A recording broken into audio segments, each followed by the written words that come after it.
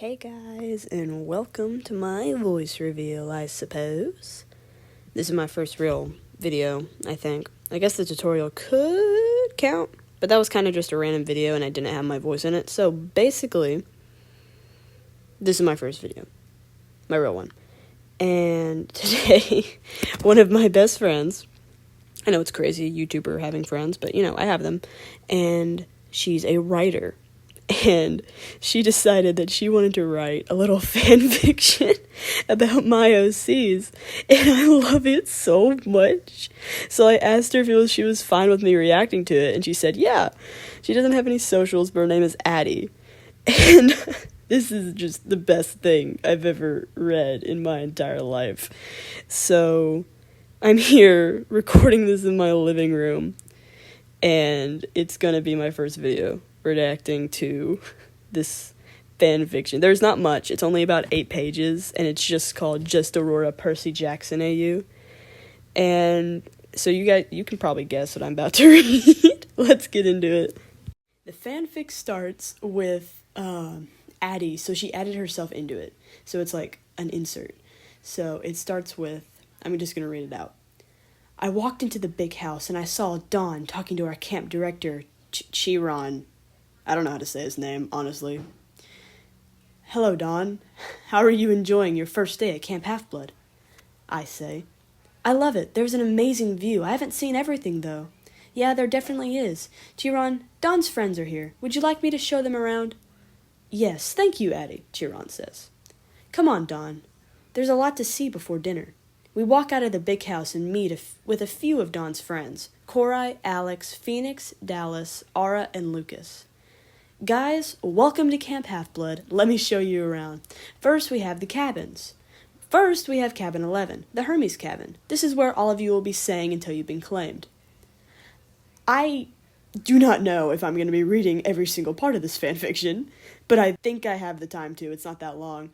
So, apparently, Dallas is a teenager here and not like a 42-year-old man like he is in my lore, which is good because what happens later, it's good that he's a teenager and not a 40-year-old man.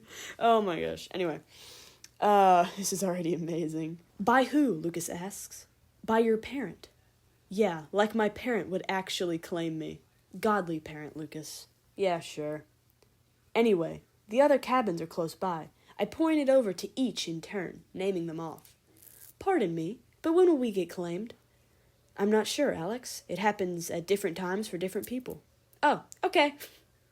Over here we have the training grounds. Weapons are provided there, and each of you will choose one tomorrow. I showed them everything else, and before we knew it, it was dinner. Everyone! It looks like Dallas has been claimed, I said in amazement. What is that? Alex asked. That looks like the Hermes symbol, I said. Dallas, come over here for a minute, Chiron called over. As Dallas walked over, everybody watched. Dallas Brewer has been claimed by his father, Hermes. Can one of the members from the Hermes cabin please come up and welcome him to his official cabin? Welcome, Dallas, Luke said. I'm Luke Castellian. I'm the head counselor for the Hermes cabin. You'll fit right in. We let him be led away as the rest of us ate. Okay, so evidently, taking what we now know, Hermes is Dallas's father, god of thieves and mischief. That seems about right for a gang leader. Ex-gang leader. Have I talked about that in my shorts yet? It's tragic if I haven't done that yet. He's an ex-gang leader. I need to probably make that more clear. I'm skipping a few lines right here because not much is happening. But, alright. So, when we all got back to the Hermes cabin, everyone was surrounding Dallas, practically praising him. Hey guys, welcome in. Dallas, blink twice if you want me to pull out my gun. Dallas just stared at Lucas. Lucas just shrugged and walked further into the cabin. Aura, you've been quiet. Is everything all right? If you need anything... Alex got cut off. Alex, shut up a minute, all right? Aura said, blushing. Alex started to blush too and walked over to the corner. Aura reluctantly followed. Good night, everyone. I'll be back to check on you in the morning, I say, from the door. A chorus of good nights and see you in the mornings from the whole cabin came as I went back to cabin 7. Apollo. So, Lucas owns a gun as a demigod. He just brought a gun into Camp Half-Blood.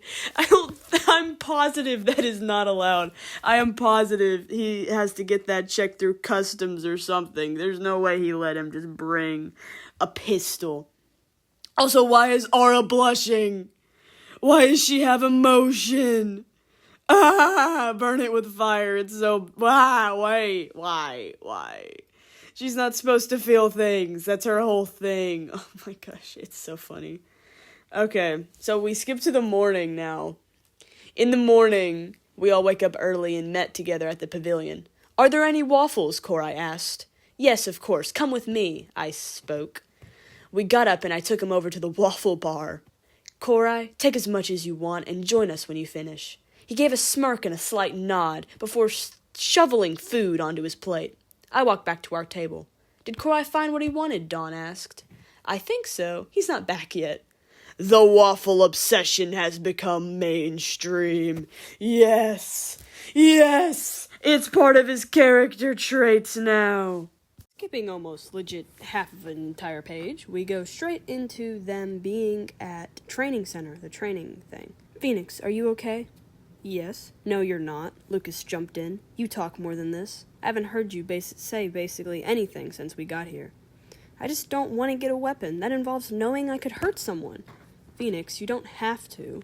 I trailed off as I saw a golden sickle and wheat appear over Phoenix's head. Phoenix, you've been claimed by your mother Demeter. Phoenix gasped and smiled as she looked up.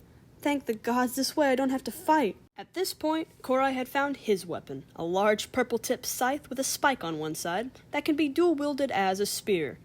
This is canonic. He does have a scythe, purple scythe, that has a spike on the other end, so we could also use it as a spear, because it's cool. And Aura found a huge supply of Greek fire jars. As Aura picked them up, a glowing appeared over her head, a spear circled by a serpent. Ares. Well, who could have foreseen this? The god of war is the father of Aura. This is tragic. Absolutely. Lucas picks up a gun. Lucas just picks up a gun. That happens. And then, they all go back to lunch. They're vibing. There's not much that happens here. Dallas gets taken away by the Hermes cabin by some guy named Travis Stoll or whatever. I'm only on book 1 of Percy Jackson, so I'm assuming he's a Hermes kid. They go to the oh my gosh, I can't talk today. They're going to the rock wall, and whilst at the rock wall, Korai makes quick work of it and tries to get Dawn to do it with him, and Dawn punches him in the face. So that happens, and I think that's amazing. And then Will shows up. Nico's friend. I don't know what that noise was, I'm sorry. And then, so Will heals Korai's nose from Dawn punching him. And then Dawn goes, how would you do that? Can you show me? Of course. Come over here, Dawn. She walked over and she learned that she too was claimed. I know that mark well, I said, smirking at the glowing symbol of Apollo. Welcome to our wonderful cabin, Dawn. Trust me, Dawn, I've had the feeling you'd be here from the beginning. Will and Dawn walked away as I turned back to the group. It's actually crazy, for real. Dawn's Apollo's kid, which makes sense because of her, healing passion, how passionate she is about healing, so I think that's actually a pretty cool detail. Okay, so after all that happens, Alex walks up to Addie and goes, Hey, Addie, you know how I said earlier that I didn't want a weapon? Yeah? Well, I do want one. I just want to make one instead of being given one. With those words, I saw a glowing above him. What's that? Alex asked. That looks like Hephaestus. You really want to make a weapon? Those guys will help you. I don't think I have to explain why Hephaestus works so well with Alex. I don't think I have to explain that, because it's just, that's actually perfect. That's awesome. And he can shoot fireballs with Aura now. It's a perfect relationship. Perfection. They're both gonna kill us all. So things get really interesting right here, where they start getting ready for the Capture the Flag game that's yearly instead of weekly now. So it's great. Dawn kind of becomes the leader of the Apollo cabin, is telling them what they're all gonna do. It's great. And then they all go back to their table, where at dinner, they all go back to their table. And it goes, Welcome back, Dallas. Where have you been? Dawn asked. And Dallas says nothing instead of nowhere, which is funny.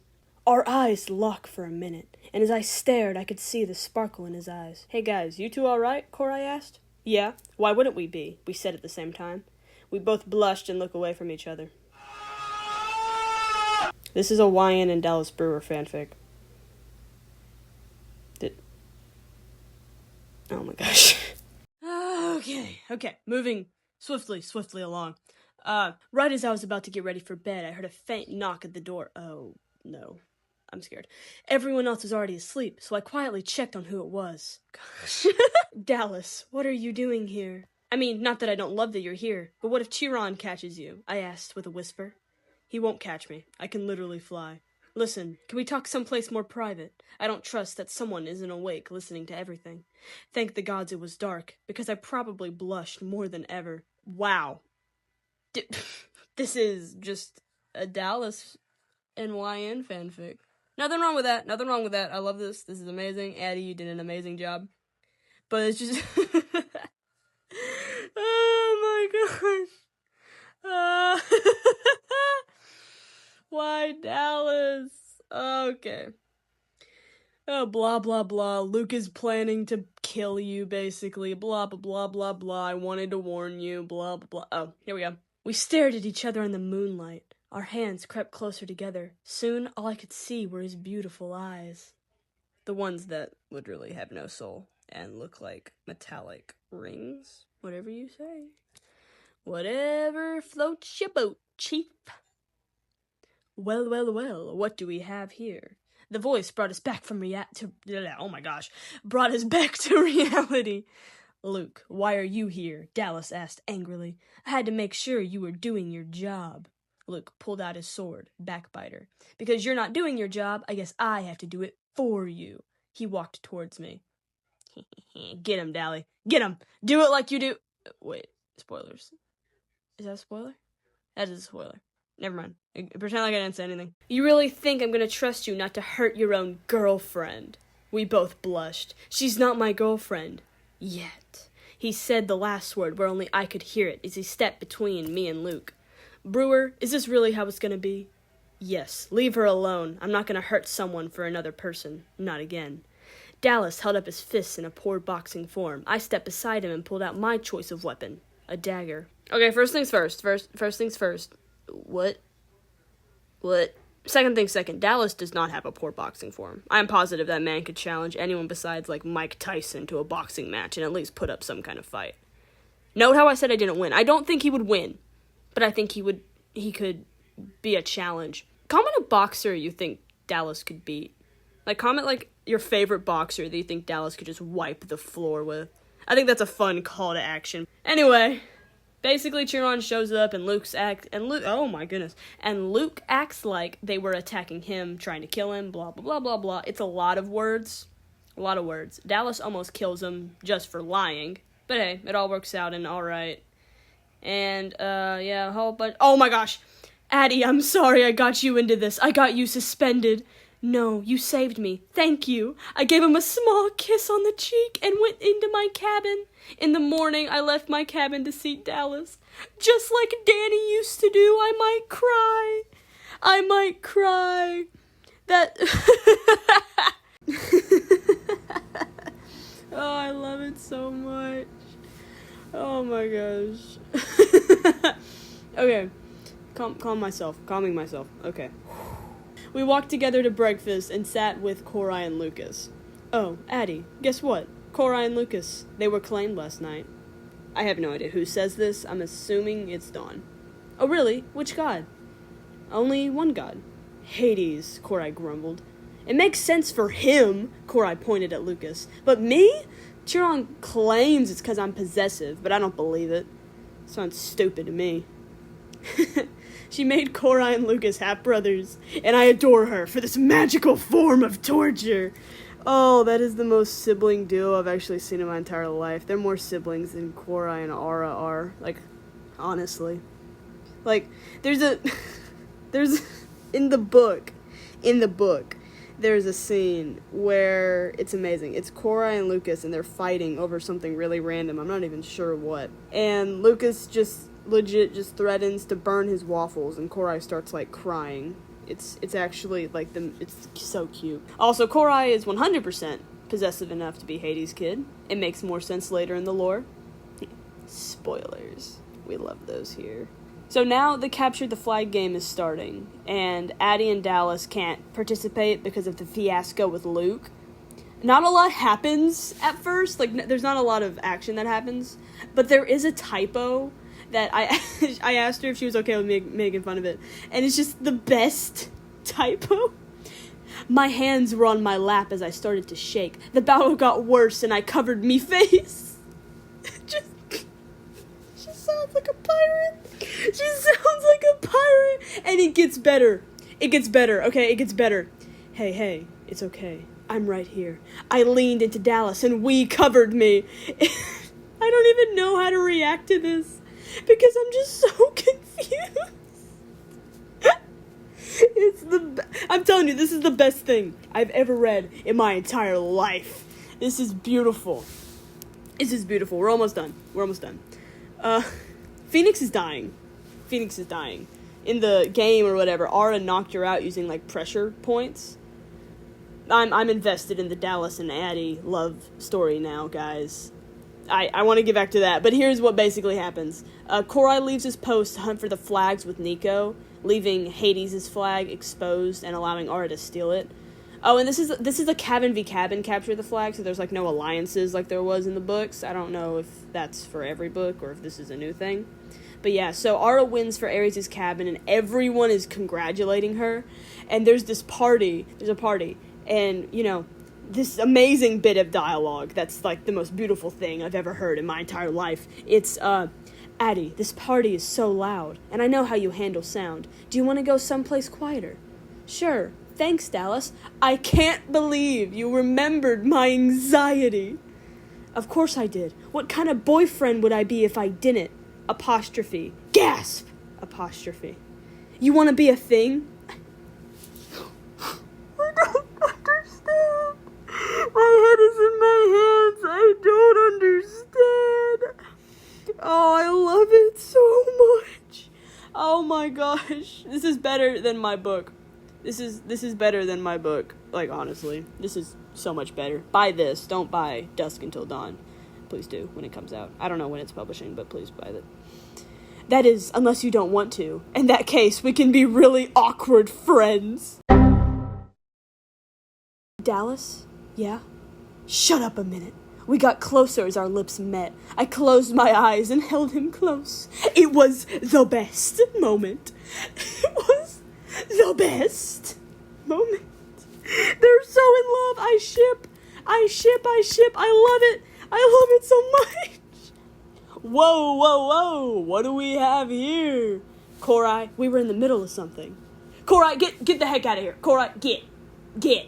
Goodness. Why you're always here when there's something romantic happening? Goodness gracious. Go over to Dawn. Go make out with Dawn in the corner.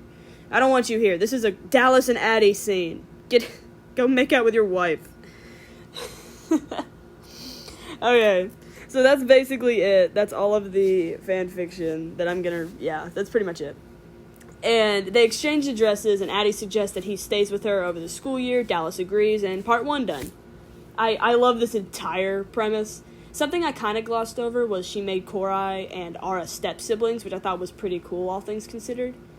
Also, I think Korai consumed more waffles in one sitting than I have in my entire life, which is completely accurate to his character. Despite me laughing at it, which I really hope didn't come off as, like, rude, I love this so much, and if you guys ever do anything like this, please tell me. I will find a way to read it, I swear. But I'll try to figure anything out. But if you can, just post it somewhere and tell me how to find it, because I really want to see all of your fan creations. They make me so, like, infinitely happy that people outside of, like, my small friend group care about these characters as much as I do. So if you ever decide to do anything like this, please tell me. Do give me credit, though. I really want to grow my channel, and I can't do that if everyone steals my OCs and does their own things with them. Fan art and fan animations are also extremely welcomed. I love them so much, and I save all of them to my phone. so I can show them off to other people. They're awesome. Please like and subscribe. I know that's corny, but I'm trying to prove something with this channel, so if you could help us get to 500 subscribers, that'll be a huge milestone for me. And if this does really well, it's pretty much like just everything I could ever hope for. So, and even, especially as a high schooler who is probably risking her entire high school career and filming this video and not studying for the periodic tables test final that she has in 2 days. That's the first 100 questions, and she has ADHD, and her memory sucks. So please like this video and subscribe. That'd help me so much. And thank you so much for watching. I know Addie really appreciates you watching all this too. Bye!